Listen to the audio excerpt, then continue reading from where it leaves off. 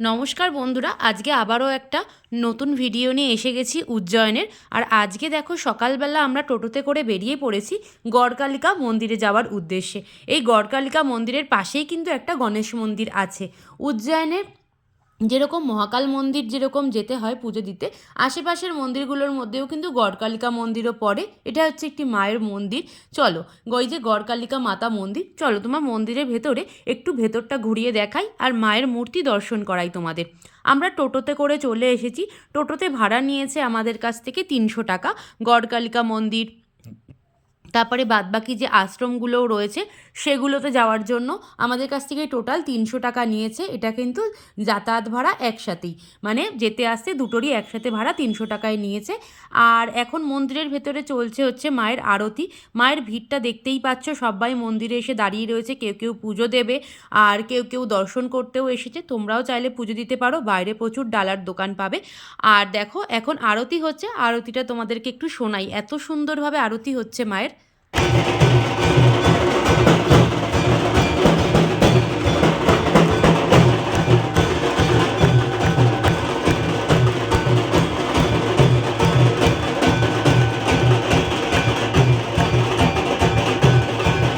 এই গড়কালিকা মন্দিরের পাশেই কিন্তু রয়েছে গণেশ মন্দির। গণেশ মন্দিরের ভিতরে প্রবেশ করেই দেখতে পেলাম মস্ত বড় গৌশালা। সেখানে কিন্তু রয়েছে হচ্ছে গরুদেরকে তোমরা চাইলে খাবারও খাওয়াতে পারো। পাশেই ঝুড়িতে করে ঘাস দিচ্ছে, তোমরা সেটা নিয়ে খাওয়াতে পারো। আর এই যে চলো এবার তোমাদেরকে দেখাই গণেশ ঠাকুর। গণেশ ঠাকুরের সামনেই ঠাকুরমশাই রয়েছে। তোমরা কিন্তু ডালা এনে ঠাকুরমশাইয়ের কাছ থেকে পুজো দিয়ে দিবে। আর খুব সুন্দরভাবে ঠাকুরমশাই পুজো দিয়ে দিচ্ছিলেন। এখানে আমরা কিছুক্ষণ বসলাম। আর পরিবেশটা এত সুন্দর, মন্দিরের ভেতরটা শান্ত নিরিবিলি। আর পিছনেই রয়েছে, চলো দেখাই, জগন্নাথ মন্দির। জগন্নাথ মন্দিরও আমাদের দর্শন করলাম খুব ভালোভাবে। হচ্ছে গড়কালিকা মন্দির আর গণেশ মন্দির আমরা কিন্তু ভালোভাবে ঠাকুরের দর্শন করতে পেরেছি। ওখানে যেহেতু মায়ের পুজো হচ্ছিল, পরে আরও একবার গিয়ে আমরা গড়কালিকা মাতাকে দর্শন করে এসেছি। যেহেতু শুরুতেই দেখালাম খুব মানে আরতি চলছিল, সেই জন্য একদম সামনের দিকে যাওয়া যাচ্ছিল না। আবার এখান থেকে বেরিয়ে আমরা কিন্তু মায়ের আরেকবার দর্শন করে এসেছি। এবারে চলো তোমাদেরকে আশেপাশে যে আরও মন্দিরগুলো রয়েছে, সন্ন্যাসী আশ্রম রয়েছে আরেকটা, সেখানে এবার যাব। অটোওয়ালা আমাদেরকে বেশিক্ষণ টাইম দেয়নি, বলেছে যে 10-20 মিনিটের মধ্যেই ঘুরে চলে আসবেন।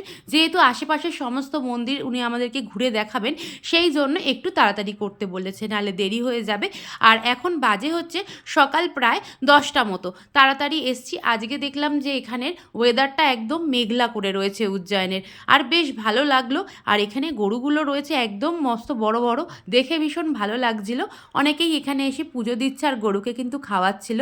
দেখো প্রত্যেকটা গরু বিশাল বড় বড় গরু, আর বেশ ভালোও লাগছিল দেখতে। সামনে ওদের খাবার রাখা রয়েছে। এবারে চলো, এবারে আমরা এসে গেছি গণেশ মন্দির থেকে বেরিয়ে আবারও আমরা টোটোয় বসে পড়েছি।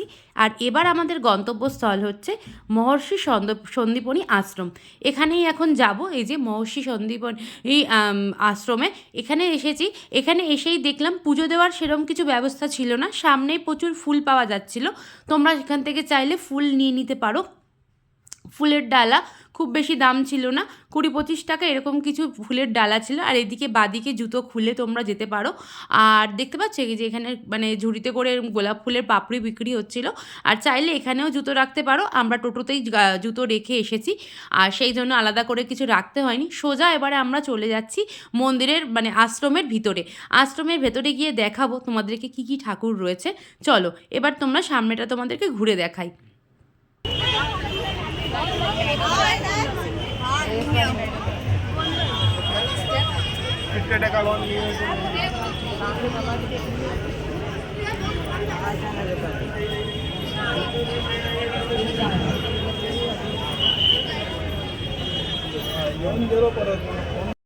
মন্দিরের ভেতরেই তোমরা যে ভগবানকে দেখতে পাবে সেটা হলো ভগবান শ্রীকৃষ্ণ, বলরাম আর সুদামাকে। আর ভেতরে কিন্তু একটি শিবলিঙ্গও আছে, শিব ঠাকুরের মূর্তিও রয়েছে, মানে লিঙ্গ রয়েছে।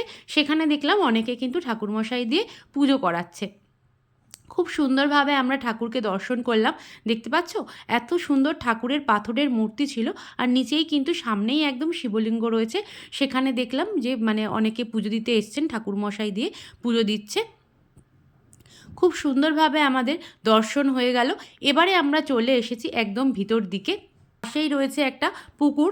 এই পুকুরটাও কিন্তু খুব দেখলাম ভিতরে রয়েছে, একদমই আশ্রমেরই অংশ। পুরো আশ্রমটাই কিন্তু খুব সুন্দরভাবে সাজানো গোছানো, প্রচুর গাছ রয়েছে আশ্রমের ভেতরে। আর দেখুন সামনেই একটা নন্দী রাখা রয়েছে, নন্দীটাও দেখতে সবাই নন্দীর উপরেও ফুল দিয়ে গেছে দেখলাম। এখানে এটা সাধারণত যেরকম আমাদের আগে ছিল না, যে মানে ছোট ছোট যে পাঠভবন ছিল, এরকমই এটাকেও কিন্তু এরকমই পাঠভবনের মতনই বলা হয়েছে। মানে এখানে হচ্ছে শ্রীকৃষ্ণ বিদ্যা মন্দির। আমরা যেরকম আগে আমাদেরকে মানে পাঠশালায় আমরা মানে অনেক আগে যেরকম পাঠশালা ছিল গ্রামে গ্রামে, এখানেও কিন্তু এইটা হচ্ছে শ্রীকৃষ্ণর বিদ্যা মন্দির বলা হয়। শ্রীকৃষ্ণের পাঠ মানে পড়েছে এরকমই এখানে সব লেখা ছিল। আর ভিতর দিকে দেখলাম অনেক কিছু এরকমই মানে ফটো মানে ফ্রেম বাঁধানো, মানে সবই কিন্তু ডিটেলস লেখা রয়েছে। দেখুন এই যে পাঠভবনের যে বিদ্যা মন্দির যে বলেছে, কিভাবে যে বিদ্যা অর্জন করেছে সেগুলোই কিন্তু এখানে খুব সুন্দরভাবে দেখানো রয়েছে।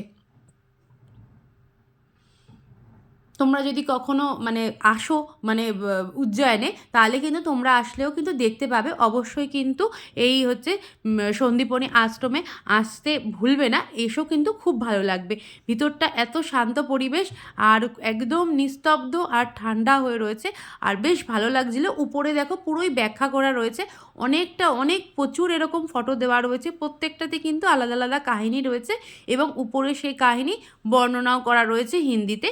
তোমরা কিন্তু আসলে পরে দেখতে পাবে সেটাই। আমরাও ভালো করে ঘুরে ঘুরে সব দেখে নিলাম, আর খুব ভালোও লাগছিল। এই আশ্রমের থেকে বেরিয়েই সামনে আরেকটা এরকম জায়গা ছিল, মানে ঘরের মতো, তার মধ্যেও কিন্তু প্রচুর দেখলাম এরকমভাবেই পাথরের খুব কারুকার্য করা। আর এই হচ্ছে যে শ্রীকৃষ্ণ বিদ্যা মন্দিরের বিভিন্ন যে পাঠ দেওয়া হতো, পাঠশালায় কিভাবে পড়ানো হয়, সেই সবই কিন্তু কাহিনী এখানে বর্ণনা করা রয়েছে। আর খুব ভালো লাগলো, এত সুন্দরভাবে এখানে সব কিছু তুলে ধরা হয়েছে। পাঠশালায় কিভাবে পড়ানো হয়, ঋষিরা কীরকমভাবে পড়াতেন, সেগুলোই এখানে খুব সুন্দরভাবে দেখানো হয়েছে এবং বর্ণনাও করা রয়েছে। আর খুবই ভালো লাগলো আমাদেরও দেখে, তোমাদেরকে দেখাতে পেরেও আমার খুব ভালো লাগছে। এই সঞ্জীবনী আশ্রম থেকে বেরিয়ে কিন্তু এবার আমরা চলে যাব হচ্ছে মঙ্গলনাথ আশ্রমে। এখান থেকে যেতে প্রায় 10 মিনিট মতো লাগবে মঙ্গলনাথ আশ্রমে। চলো এবার তাহলে তোমাদেরকে সেখানের ভিডিও দেখাই। এই যে এটি হচ্ছে মঙ্গলনাথ আশ্রম। এই আশ্রমের ভেতরে সাধারণত মানে কোনো যদি তোমার কালসর্পযোগ থাকে বা কোনো কিছু দোষ কাটানোর থাকে, সেগুলো কিন্তু তোমরা এখানে এসে করাতে পারো। এখানের মন্দিরের বাইরে কিন্তু প্রচুর পুরোহিত তোমরা পেয়ে যাবে এই সব দোষ কাটানোর জন্য। কারুর যদি অন্য কোনো কিছুও দোষ থাকে, বা কোনো কিছু অনেকে হাত দেখিয়ে যে বলে না যে কালসর্পযোগ কাটাতে হবে, বা আপনার কোনো কিছু দোষ আছে সেগুলো কাটাতে হবে, সেগুলো কিন্তু তোমরা এই আশ্রমে আসলে করতে পারবে। এখানে কিন্তু বাইরে প্রচুর পুরোহিত তোমরা পেয়ে যাবে, যারা কিন্তু এরকম মানে আপনাদেরকে মানে জিজ্ঞাসা করবে আপনি কি কিছু কাজ করাতে চান, বা কোনো কারোর কেউ যদি কোনো কাজও করায়, তাহলে কিন্তু এই মন্দিরে আসলে হয়ে যাবে। আর এটা কিন্তু শিব মন্দির, এখানেও শিবলিঙ্গ আছে। মন্দিরটা দেখলাম সামনে অন্নকূটেরও ব্যবস্থা, মানে এরকম মহোৎসব রয়েছে। আর দেখুন এখানে এসেও অনেকেই পুজো দিচ্ছে, আর সামনে এরকম ব্যারিকেডের মধ্যে প্রচুর এরকম ধাগা বেঁধে রেখেছে যা সবার মনস্কামনা জানিয়ে। আর এই মন্দিরটাও মঙ্গলনাথ আশ্রমও ঘুরে আমাদের খুবই ভালো লাগলো। এই মঙ্গলনাথ আশ্রম ঘুরে এবার আমরা চলে যাব হচ্ছে বারা গণেশ টেম্পেলে। দেখুন এখানে কিন্তু আমরা মানে মঙ্গলনাথ আশ্রম থেকে বেরিয়ে হাতির দর্শন পেয়ে গেছি। আর দেখুন এবারে চলে এসেছি আমরা শ্রী বারা গণেশ টেম্পল মানে মন্দিরে। এখানের কিন্তু গণেশ ঠাকুরের উচ্চতা এবং আয়তন খুবই বড় গণেশ ঠাকুর। মন্দিরের ভেতরে প্রবেশ করতেই আমরা দেখতে পেলাম মানে এখানের গণেশ ঠাকুর হচ্ছে খুবই বড়, মানে বিশাল আকারের গণেশ ঠাকুর। চলুন এই সাইডেই আপনাকে জুতো খুলে রাখতে হবে। আর দেখুন এটাই হচ্ছে সেই হচ্ছে গণপতি, মানে গণেশ ঠাকুর এত সুন্দর, মানে গণেশ ঠাকুরের মূর্তি এই জন্যই হতে পারে বলে যে বড় গণেশ। আর গণেশ মন্দিরের সামনেই ঠাকুরমশাই রয়েছে আপনাদেরকে প্রসাদ দেওয়ার জন্য। আর দেখুন এখানে রয়েছে একটা গোপালের মন্দির, মানে এখানে যে কত গোপাল রয়েছে তা গুণে শেষ করা যাবে না, এত গোপাল দেখেছি। বড় গণেশ ঠাকুরের মন্দির ঘুরে এবার আমরা বেরিয়ে পড়েছি, পাশে আরও একটি মন্দির রয়েছে সেটি দেখার উদ্দেশ্যে। আর এগুলো কিন্তু আমরা সবই পায়ে হেঁটে করব। এই বাকি যে মন্দিরগুলো আমরা দেখতে এলাম, বড় গণেশ, পাশে আরও একটি ঘাট আছে, এবারে কিন্তু আমরা হাঁটতে হাঁটতে চলে যাচ্ছি রামঘাটের উদ্দেশ্যে। এই রোড বরাবর হাঁটলে কিন্তু তোমরা রামঘাট পেয়ে যাবে। আর দেখো, এটা হচ্ছে একটা মহাকাল মন্দিরের গেট। এই গেট দিয়েও কিন্তু ভেতরে প্রবেশ করা যায়। নিচে এরকম ডালার দোকান রয়েছে। এখন আমরা এসে গেছি রামঘাটে। আর এই নদীটির নাম হচ্ছে শিপ্রা নদী। শিপ্রা নদীর তীরেই কিন্তু রামঘাট। আর এখানে মূলত দশরথের অস্থি বিসর্জন দেওয়া হয়েছিল এই জলে। সেই জন্যই কিন্তু এখানে রামঘাটে কিন্তু সন্ধেবেলা খুব সুন্দরভাবে আরতি হয়। আর তোমার এখানে আসলে এতটাই ভালো লাগবে, খুব শান্ত পরিবেশ, আর এই নদীর জলের ঠান্ডা হাওয়া, আর এত ভালো লাগছিল। আর নদীটার মাঝখানে কিন্তু এরকম সেতু বানানো রয়েছে। আর নদীর ঠিক মাঝখানেই দেখলে একটা ঠাকুরের শিবলিঙ্গও রয়েছে। এখন কিন্তু জলের জন্য সেটা ডুবে রয়েছে আর সবাই স্নান করছে। আর এবার আমরা এসে গেছি হচ্ছে হরসিদ্ধি মাতা মন্দিরে। এটা কিন্তু একটি সতীপীঠ। আর এই মন্দির কিন্তু প্রতিষ্ঠা করেছিলেন রাজা বিক্রমাদিত্য। এই মন্দিরে কিন্তু একটি শিব মন্দির রয়েছে। হরসিদ্ধি মাতা মন্দির হচ্ছে এইটা। এই মন্দিরের কিন্তু ভেতরটাতেও তোমাদের ঠাকুরের দর্শনও করাবো। তার আগে এই মাতারানীর দর্শন করাই তোমাদের। এখানে মাতারানীর কাছে কিন্তু অখণ্ড জ্যোতি জ্বলছে, মানে যেই জ্যোতিটা, প্রদীপটা মানে পুরো দিন রাত সব সময় কিন্তু জ্বলতে থাকে, সেই জন্যই কিন্তু অখণ্ড জ্যোতি বলে। চলো, এই মায়ের দর্শন করাও কিন্তু খুব ভালো ব্যাপার। আর দেখো, এই মাদের দর্শন করালাম তোমাদের, আর হচ্ছে দর্শন করালাম হচ্ছে এই প্রদীপের, অখণ্ড জ্যোতির। এই জ্যোতিও কিন্তু দেখা খুব ভালো। তোমরাও দর্শন করো, আশা করছি তোমাদেরও দেখতে ভালো লাগবে। এবার তোমাদের মন্দির চত্বর পুরো ঘুরে দেখাই। দেখো, শ্রী কঙ্কটেশ্বর মন্দির, শিব মন্দির এইটা, আর পাশেই হচ্ছে হরসিদ্ধি মাতা মন্দির। মন্দিরটা কিন্তু পুরোটাই হচ্ছে এত সুন্দরভাবে, মানে, আর এই দিকে হচ্ছে একটা গণেশ মন্দির রয়েছে। এটা হচ্ছে আর এখানে দেখো আমরা কিছুটা সাইড এরকম বসার জায়গাও করা রয়েছে। আর এদিকে দেখো মন্দিরের যে গেটটা রয়েছে, আর এই দিকেই হচ্ছে এই যে মন্দিরের গেটেই লেখা রয়েছে যে রাজা বিক্রমাদিত্য এই মন্দির প্রতিষ্ঠা করেছিলেন। আর মন্দিরটা বেশ সুন্দর। আর দেখো, এবার তোমাদের মন্দিরে মায়ের দর্শন করাই। আর এটাই হচ্ছে সেই মায়ের মূর্তি। ভিডিওটা একটু আড়ে হয়ে গেছে। আর দেখো, ঠিক মায়ের মন্দিরের সামনেই দুটো প্রদীপ এরকম রয়েছে।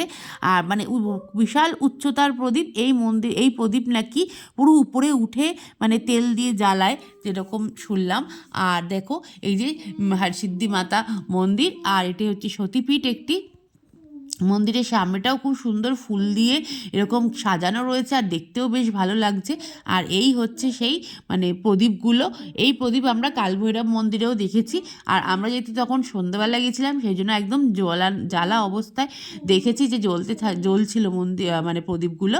আর এই মন্দিরের ভেতরেই কিন্তু এই যে সোজা গেলে কিন্তু বাদিকে তোমরা পানীয় জলের পেয়ে যাবে। এর ভেতরে এসে তোমরা জল ভরতে চাইলে ভরে টরে নেবে। ভেতরে জলের ব্যবস্থাও রয়েছে। প্রত্যেকটা মন্দিরেই দেখলাম মানে খুব সুন্দর পানীয় জলের ব্যবস্থা রেখেছে। আর মন্দির প্রাঙ্গণ মানে চত্বর এত ভালো লাগলো আমাদের ঘুরে। তাহলে আজকের ভিডিও আমরা এখানেই শেষ করলাম। উজ্জয়ন সাইট সিন তোমাদের কেমন লাগলো জানিও। আর আজকের ভিডিও যদি ভালো লাগে আমার চ্যানেলটাকে সাবস্ক্রাইব করে দিও, আর কিন্তু একটা লাইক করে দিও। আর যদি কিছু জানার থাকে অবশ্যই কমেন্ট করবে, আমি অবশ্যই জানিয়ে দেবো। তাহলে চলো, আজকের মতো এইটুকুই। আবার দেখা হবে নতুন কোনো ভিডিও নিয়ে।